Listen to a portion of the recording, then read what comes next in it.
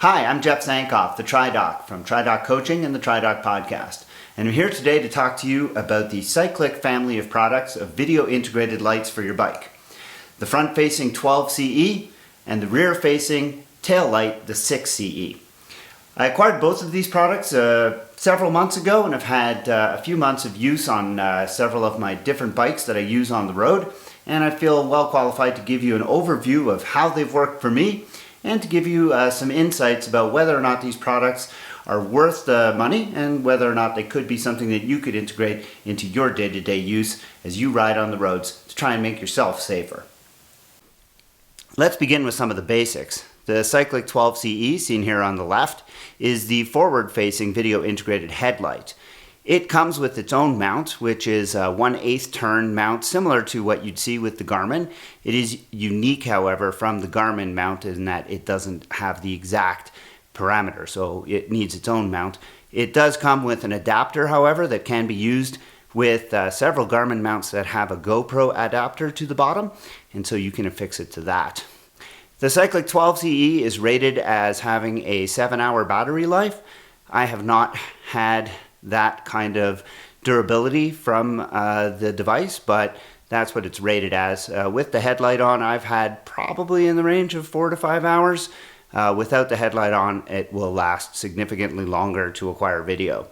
It weighs in at 195 grams, which is actually less than its predecessor, the Cycliq 12, but it's still quite a brick, I have to say. It has a significant weight to it, and that is because of the large battery. It is incredibly bright and visible from a long way off, and the video capacity is quite large. It takes a 32 gigabyte chip, 32 gigabyte card, excuse me, and it has a very wide angle of viewing. The Cycliq 6CE, seen on the right here, is the rear-facing video integrated tail light.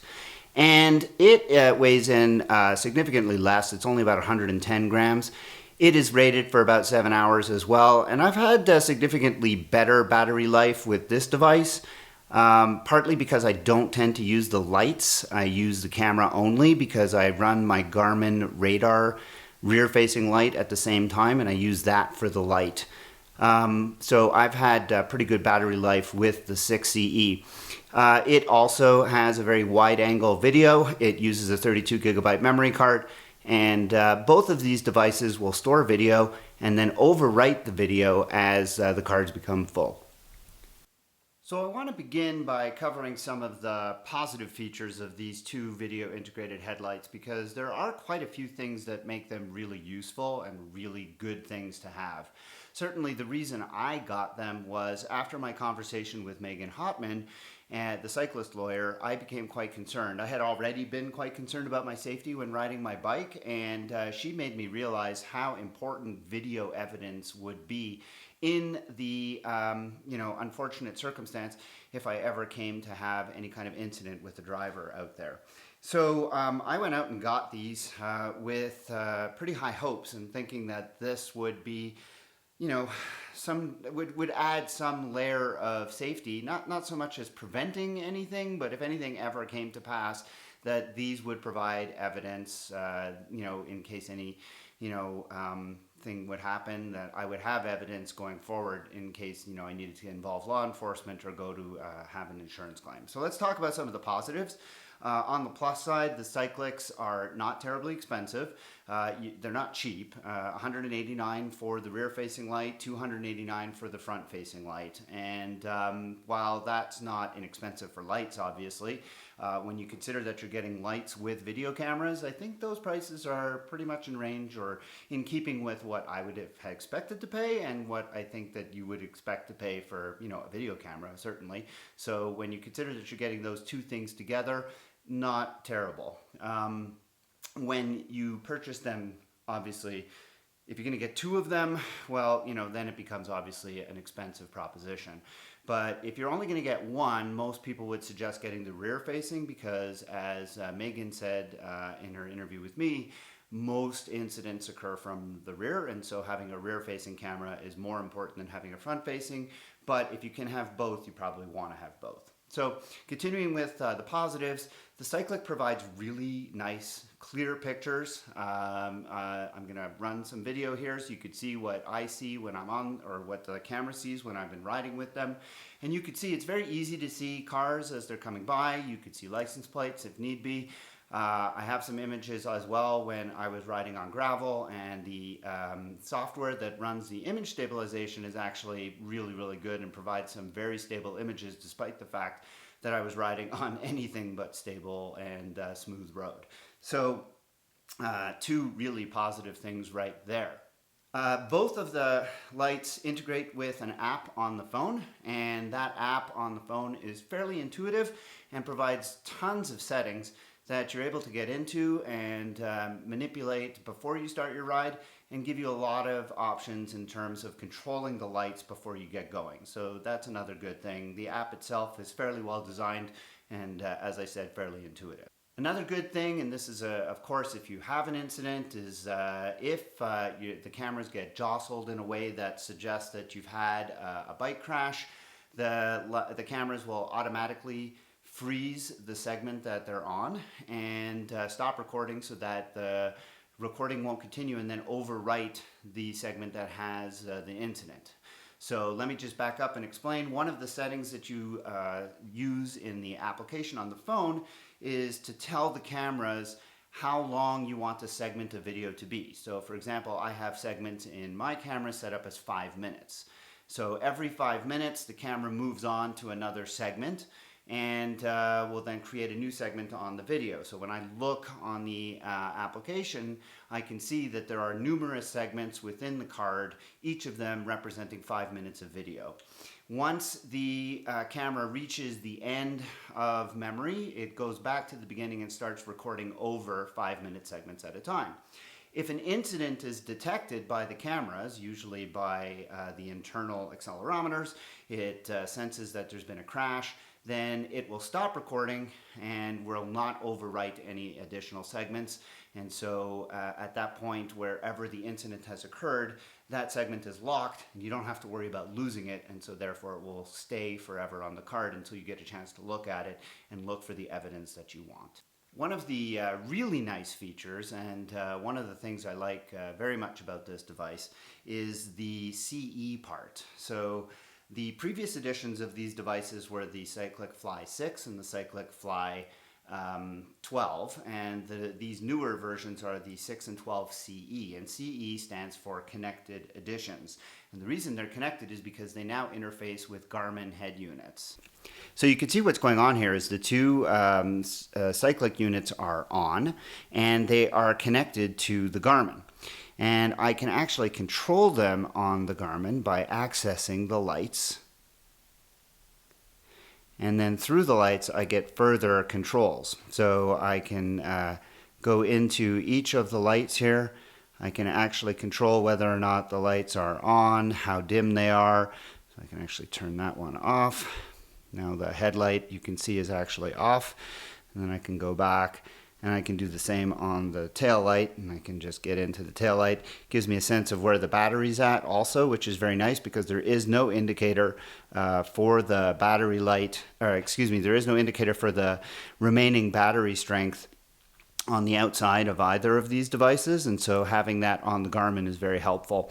And there are various ways that you can configure your Garmin to both control these lights and to activate them. You can have the lights be turned on once you start your Garmin recording, or you can have the lights turn on once you actually turn the Garmin on itself. And there are a couple other settings that you can get into, but I think the really nice thing about this is being able to see the battery power that's left, and being able to control the lights a little better than you can on the phone, because as I'm going to get to in a second, the application is a little bit difficult to use when you're actually on the move. And my understanding is that these Cycliq devices will interface with just about all Garmin head units, but that the degree of interfacing and the degree of control depends on what level of Garmin you have. I have the 1030 here, and the 1030 apparently is one of the higher level units, which gives you more control.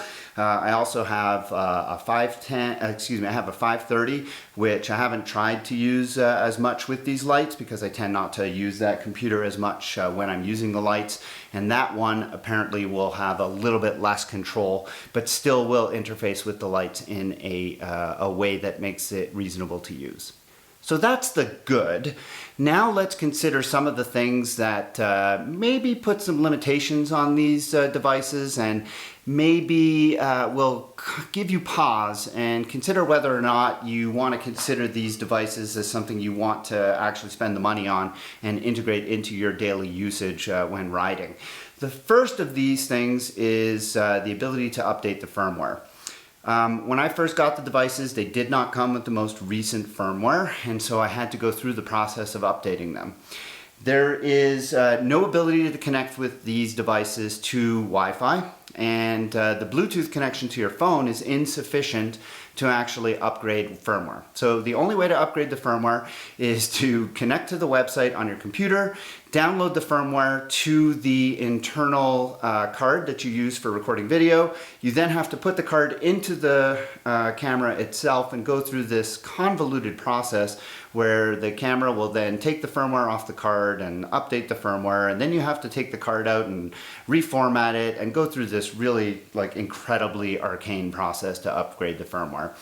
Since that initial upgrade, I have not upgraded since, and I'm not even aware of whether or not further upgrades have been released because it's such a challenge to go through that process. Clearly that's going to be a limitation on whether or not they release additional improvements to the software. That's going to limit my ability to take advantage of them because the whole process is such a pain. So, I'm hopeful that they'll come up with a better way of doing that, but for now, that's the way it is, and it kind of is not the best. Another really significant limitation, and something you have to consider, especially with the rear-facing Cycliq 6CE, they advertise on their website in pretty, graphic detail with video of water sort of cascading over this thing that they're waterproof. I know from personal experience and from speaking with friends who've had similar experiences, this device, if exposed to any degree of water, is not at all waterproof. The weak spot is this tiny little flimsy door through which you access the components. That's where the charging is, that's where the card is, and this door, it kind of just sort of seals shut with pushing it closed. It does not seem to keep water out, and because it's on the back where it's exposed to a lot of wheel spray, water gets in very easily. It gets into the contacts and apparently causes this light to go on the fritz pretty much immediately, and has been the cause of many people I know to run into trouble. So my recommendation, if you do decide to go with this light, is to do one of two things. If you're going to be out in the rain at all, don't use it, or alternatively, cover the entire area with some kind of duct tape to make sure that no water can get in. That seems to be the only way to be safe. And even then, if it's really raining, if there's really a lot of water, I'm not entirely sure that that's going to do the trick. But that's something to be concerned about. Cycliq apparently knows about this because they have been sending out replacements to people who get them wet and have problems with it. But yeah, I don't know how long they're going to continue to do that, and I also don't know if they have a fix in mind for a next generation, but this current generation clearly has a problem with waterproofing. A problem I've encountered in using both of these devices is with the audible warnings. So the devices themselves don't come with much in the way of instructions or any kind of documentation for how to use them, and also for how to interpret the numerous different audible warnings that you get with both of them. There is very good documentation on the websites, but of course when you're out riding, that's not really helpful. And often what will happen is while I'm riding, I hear some kind of sequence of beeps. I don't have any clue what they mean, and I'll get home and I'll be sort of scrolling through the website and realize that those beeps were actually really important because I didn't record half my ride. So that I find incredibly frustrating. There are all kinds of I mean, just a crazy number of audible warnings that you can get from both of these devices. The warnings sound very similar, and interpreting them when you're out riding is really, really difficult, if not impossible. Getting feedback from the app is also very difficult to understand, especially because accessing the lights from your phone when you're riding is pretty much near impossible. And so when you hear one of these warnings, you don't actually know what's going on. Furthermore, there's no indication from the lights that they're actually recording. So when you turn it on, they start recording immediately, and they don't stop recording unless there is an incident, in which case they stop recording and sort of lock. The problem is they give you a very brief audible warning that's happened. That warning is not terribly loud, and so I've had a couple of occasions where I've been out and I've kind of like either had a flat and had to change a tire, or maybe I've stopped to go into a store, maybe laid the bike down gently, and then come back to the bike, picked it up and kept riding. That audible warning that incident detection has occurred happened. I didn't clue into it because it wasn't loud enough, and I also was doing something else maybe, and therefore didn't know that they stopped recording. So again, problems with the number of audible warnings, being able to interpret them, and a lack of indication that the devices are recording. You can actually set a tone to occur sort of every 5 minutes just to let you know that the cameras are recording, but even those are difficult to hear when you're riding. It's pretty loud with the wind in your ears, and also making those tones causes the battery life to be diminished. So these are problems that make the devices a little bit less useful in their intended use. The lights themselves are really bright, especially the forward-facing light. I've been extremely impressed with it. I don't ride a lot in the dark, but I have ridden a couple times at twilight and found that the forward-facing light really does light the way very nicely. During the day, I have no doubt that it's providing oncoming drivers a really good signal that I'm coming. The problem, as I mentioned a little bit earlier, is that the 7 to 8 hour advertised battery life on the forward-facing light is nowhere close to that when you're using the light itself. And what happens is, as you get to about 30 to 60 minutes of battery life left, the light will shut off. The camera will shut off and the light will continue to work to give you sort of a safety, timeline to get home. But I mean, if you're out on a really long ride, it's not the light that you want, it's the camera you want. And it's not clear all the time to me that, the video recording has turned off, because again, those audible warnings are sometimes hard to understand and to interpret when you're riding. So again, a bit of a shortcoming there. I find the battery life on the front-facing light is not quite as good. As I mentioned before, because I use the rear-facing light less, I use my Garmin radar at the same time. I use that for the light and I use this for the camera. I've had better battery life with this device. The light on this, though, when I have used the light, is very, very bright and comes in different modes, flashing or constant, and both of them are dimmable, so you can extend battery life by using dimmer settings, and I haven't really experimented much with either of those, but I would imagine that doing that would extend the battery life. The application on the phone, as I mentioned before, has tons of settings and is a fairly intuitive application to use. The problem is you can't use it when you're riding. It's just too hard. There's too many settings. It's a little bit difficult to get into when you're actually out on a ride, and I have found that to be a little bit cumbersome, both in terms of interpreting what's going on with the cameras and also in terms of making changes on the fly. So that's a little bit of a shortcoming as well. Furthermore, as I mentioned before, the cameras do tend to lock out because they detect an incident when no incident has actually occurred, and knowing that that has happened would obviously be really important, but it's not always obvious. So there needs to be better indication that the cameras are recording, and there needs to be better indication when the lockout has occurred so that you can either override it or reset it so that you continue recording. A couple of other things about the devices themselves. One nice idea that both cameras and is also on the Garmin is they have this integrated bike alarm. So if you're leaving your bike and you're not locking it up and you're just walking into the bathroom or going to a shop or something, you can actually activate this audible alarm. So if your bike moves before you get back, it triggers an audible alarm both on your camera and on your cell phone. I tried this out and wasn't terribly impressed. The Garmin tends to work a little bit better than the cameras do. The camera alarms are not very loud, and they didn't really trigger my phone right away. The Garmin did.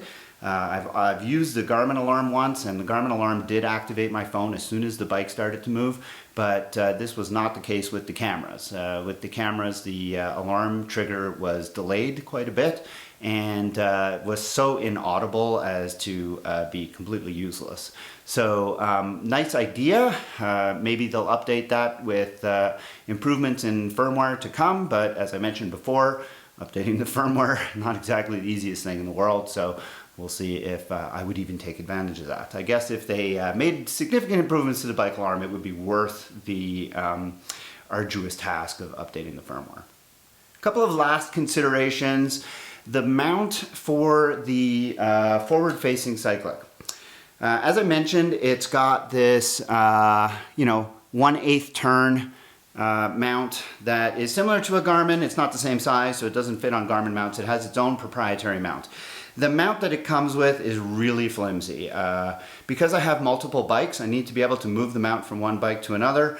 I moved it once and it broke. So it's a small plastic piece. The hinge itself is really flimsy, and just in tightening it on a second set of handlebars, it split apart and became completely useless, rendering this device completely useless because I had no way of affixing it to a bike. There is another means of doing it. It comes with a GoPro type adapter. So if you have one of those Garmin mounts that has a bottom facing mount for a GoPro, you can easily affix this to that as well. And that is something I'm going to explore for next season, getting new mounts for my bike so that I have Garmin GoPro dual mounts and then just use this on those GoPro type mounts. I will say that if they made some kind of improvement to the Cycliq 12CE mount, that would be great. Certainly something a little more robust and something that lasted a little bit longer. And that leads me to really the biggest issue I have with Cycliq, and that is their customer service. So I used my initial Cycliq 6CE twice, and it worked great the first 2 times. The third time I went out to use it, I could not get the device to turn on. I hadn't, it was fully charged. I checked it with the phone. It wouldn't respond to the phone. There didn't seem to be anything or any way to turn the device on. So I contacted customer service, and there began a long and sordid affair that really didn't go very well or lead me to think that Cycliq stands behind these products very well. The initial communications from them were along the lines of, hey, we're getting inundated with requests, and so it's going to be a while before we can respond, which immediately led me to believe they've got manufacturing problems because they're obviously having a lot of faulty devices, because why else would they be getting so many requests? When they finally did respond, they refused to refund the money that I had spent on the device because they said, we don't do that. So this was even though it was within 30 days of having purchased it. They did go through a series of, try to fix it by doing these things, most of which were very basic and things I had already tried. But basically the back and forth with their customer service was so long, it took almost 2 months before we reached resolution in which they basically said, we'll send you a new device. It took 2 months of back and forth because they were so slow in responding to emails. So for 2 months after spending $189, I had a non-functioning device. When they finally sent me a new device, it worked, and I've had no problems with it since then. But after finally sending me a device that worked, they continued from a different email to send me, responses from customer service to ask if I needed help with my previous device, as if like people are not talking to each other there. So it was very confusing. I remained very unimpressed with their customer service and very unimpressed with their willingness to stand behind their products. So I think at the end of the day, if I was going to make an overall recommendation, I would say there aren't too many things out there that duplicate what this device can do. Provide you with a rear-facing tail light integrated with the camera. And in terms of safety and in terms of what people like the cyclist lawyer Megan Hotman say, this is something that you really need, and especially if you do have some kind of incident. It's $189, but it's $189 for a device that is not waterproof, and that if you have a problem with it, you're going to have a lot of difficulty getting any kind of response from the company. It's the kind of thing that I think I recommend, but with strong reservations. I would say if you're going to get anything, get the rear-facing one. I don't know that I would spend the money on the front-facing one. The battery life simply isn't good enough. The mount is difficult to use and breaks too easily, and I'm not completely convinced that it adds anything to your safety. I think that having a normal sort of front-facing headlight and maybe getting a rear-facing video integrated tail light might be the way to go.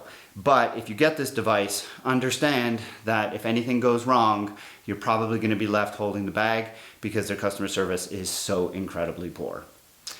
That being said, great idea.